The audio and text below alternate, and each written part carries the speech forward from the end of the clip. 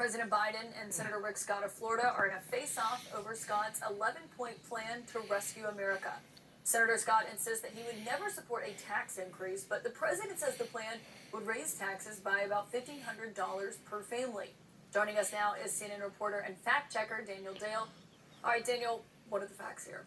Caitlin, this is almost an embarrassingly easy fact check. Senator Scott has proposed a tax increase. He keeps going around saying he'd never support raising taxes. Well, he has proposed raising taxes, and the proof is in his own plan. It's not complicated. This is a two-sentence item, and I'll read it. It says, all Americans should pay some income tax to have skin in the game, even if a small amount. Currently, over half of Americans pay no income tax.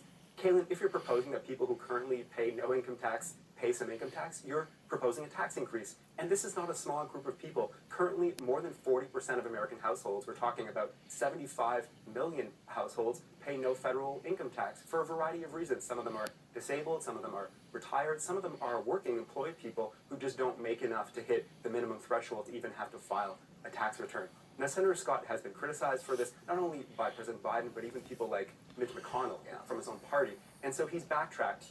His office pointed me to an op-ed he issued more than a month after the plan came out, where he said, no, if you're a retired or a working person, nothing will change for you. The only people I'm going after are wealthy people who are gaming the system and able-bodied, working age people who are not working, who are just living on government handouts. Now, first of all, that's still a proposal to raise taxes for those able-bodied people. And second of all, that is much narrower than the plan he still has not revised. He hasn't changed that original plan.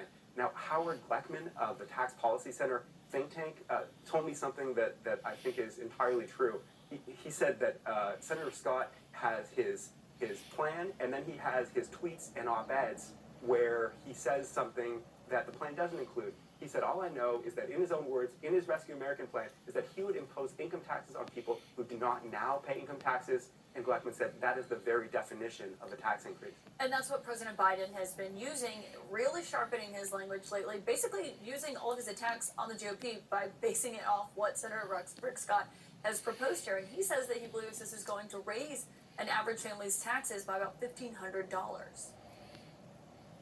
A member of the Senate Republican leadership laid it all out in a plan. It's the ultra-MAGA agenda.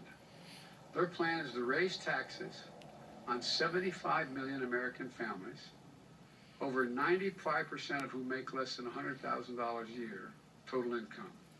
The average tax increase would be about $1,500 per family. Based on what you have looked into, is the president describing it accurately? So a couple of things here. First of all, it's not clear just how broad the support is, even among Republicans for this plan. Again, Senate Minority Leader Mitch McConnell has rejected it. Second of all, the nearly 1,500 figure is real, Caitlin, but I think the way the president is describing it is misleading. He suggests it's directly from Scott's plan, and it's not. Here's what it actually is. The Tax Policy Center, again, a think tank, saw Scott's vague two-sentence proposal and said, okay, what kind of plan could possibly satisfy the idea that everyone pays some taxes? And it came up with a hypothetical plan where every household had to pay a minimum of $100 in federal income tax, no matter what their income.